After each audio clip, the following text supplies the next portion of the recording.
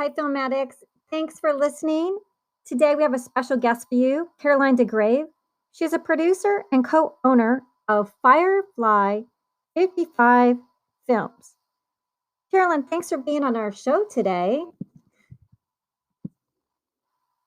Hi, Marilyn. Thank you for having me on. This is fabulous. And I'm a total fan of your podcast, and I'm a film addict myself.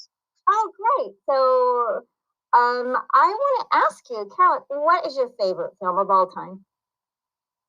Favorite film of all time probably would be Point Break, the 1991 version. And that's with Keanu Reeves, Patrick Swayze, R.I.P. I love that film. I just like I love the adrenaline. I loved the beach scenes and how the surfing was incorporated and everything, and there was a little bit of comedy in there, and they have so many great one-liners. It was fun. It was just a great film.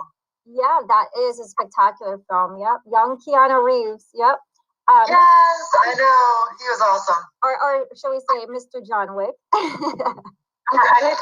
Yeah, Mr. John Wick. I liked him later when he was younger. He was such a cutie. I love John Wick. I love him in John Wick. That's one of my favorites, believe it or not. Yeah, action. Yeah, John Wick are actually great movies. You know, I think they're some of the movies that the most recognized for the best handling of firearms on screen, because apparently they had like a lot of combat training for that. Oh, amazing. And you know what? My mom, she's almost 90 now. She loves action movies. She loves them. Yep. So my God, she's a girl after my own heart because I'm a total action junkie. I love action films. Yeah. So my passion and my favorite thing in the whole world is Criterion films, and I wanted to ask you, do you have a special Criterion film that you like? The one that comes to mind is probably The Breakfast Club.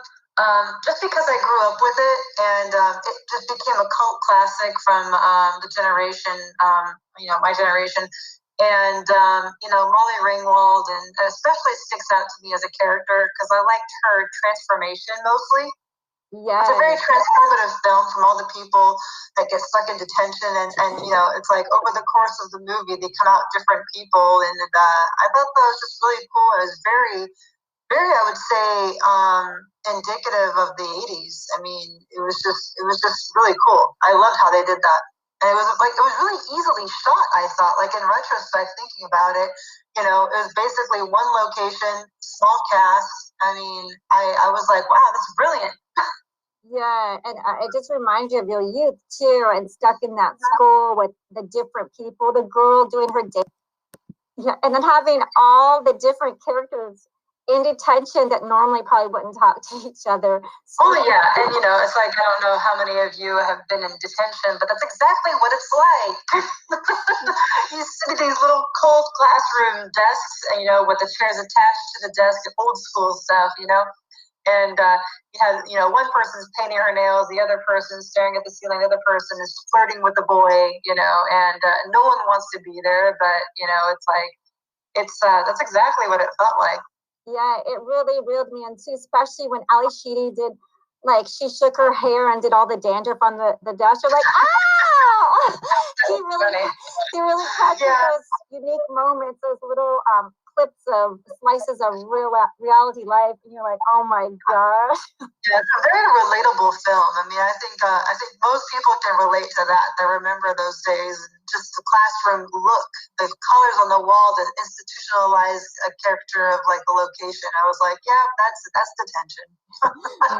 I wonder how they have detention now that they're doing homeschool and Zoom. Yeah, maybe they have to go to Zoom for an hour by themselves. I don't know. They have to stay off social media for a week. That would be real detention, yeah.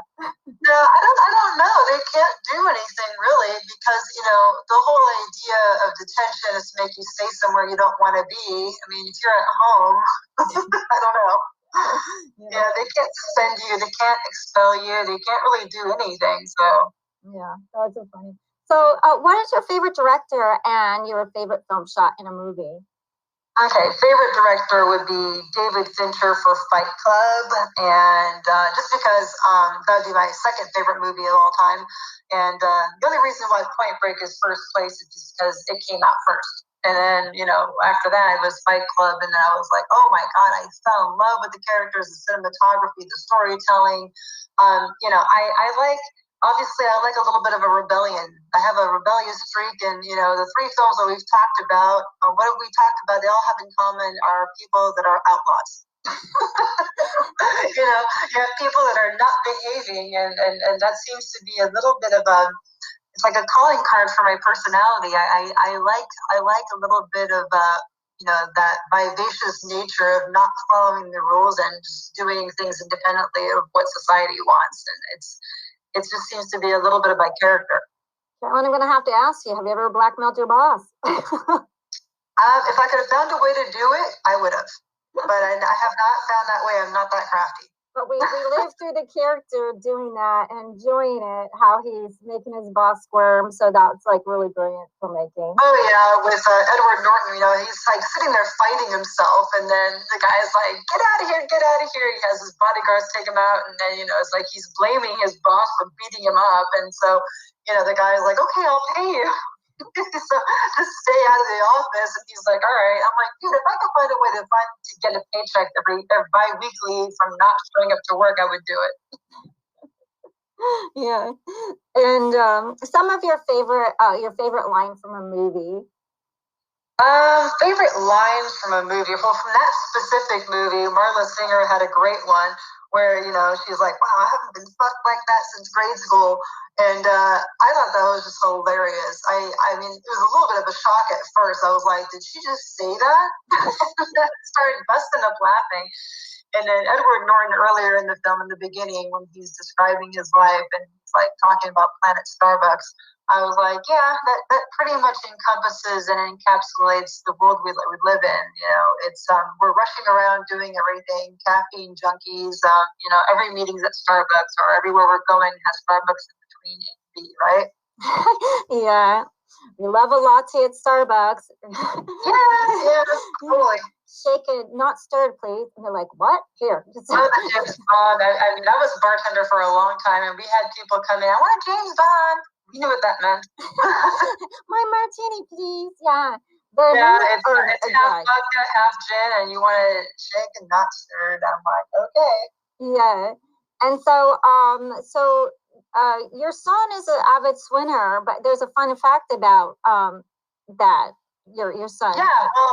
Well, my son, he was actually named Logan Tyler, and Logan for X-Men's character Wolverine, and Tyler for Tyler Durden in Fight Club.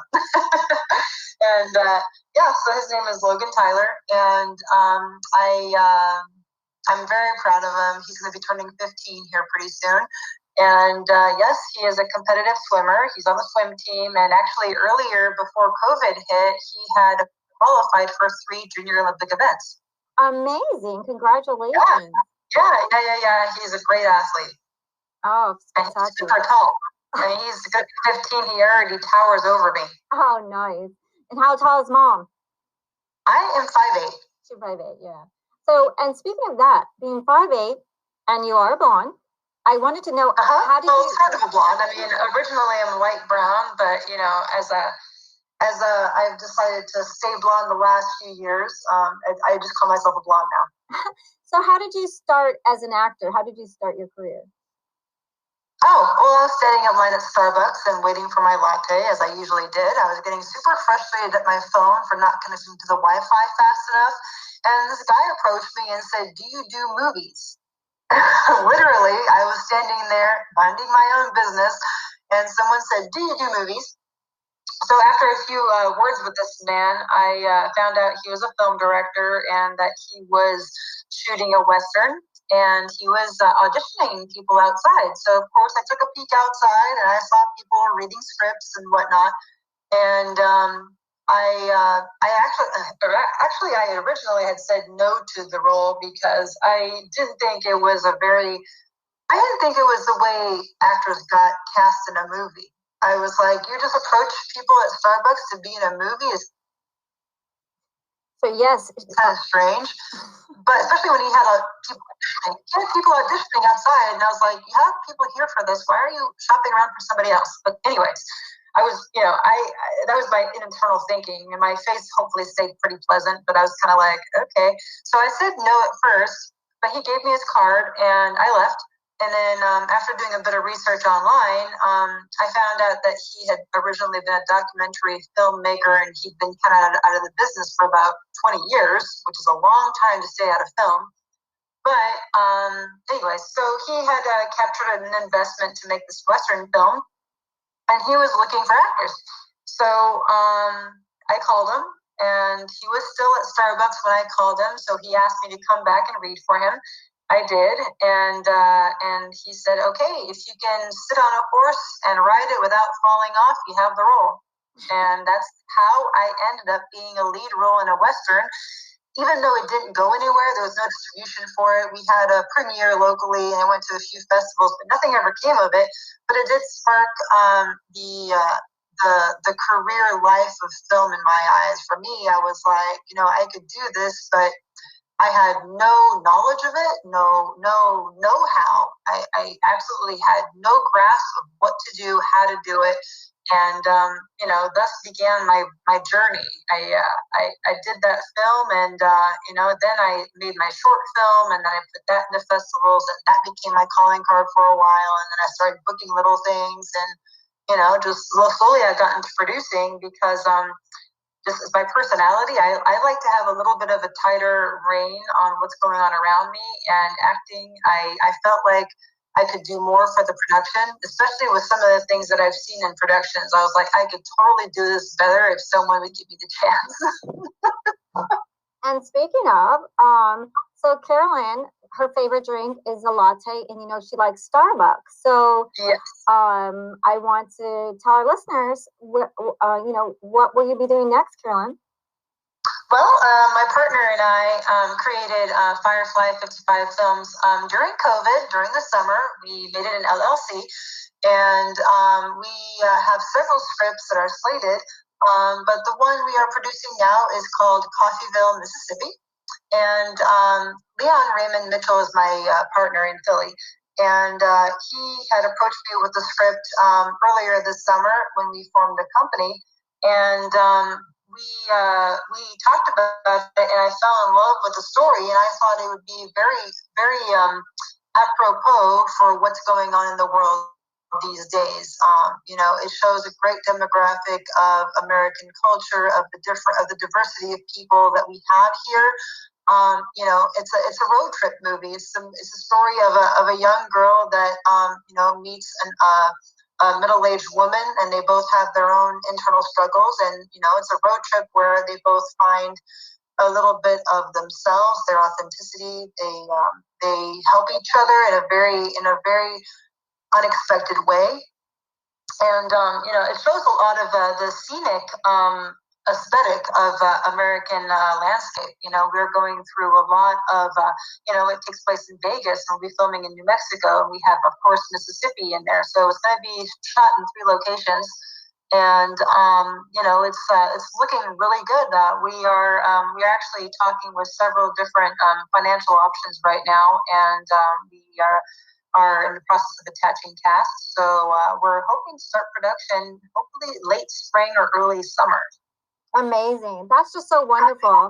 So everyone, I bet you they're going to be lining up for those coffee lattes at their favorite coffee stores to hopefully get discovered. But you never know where you get discovered. But I believe that you do.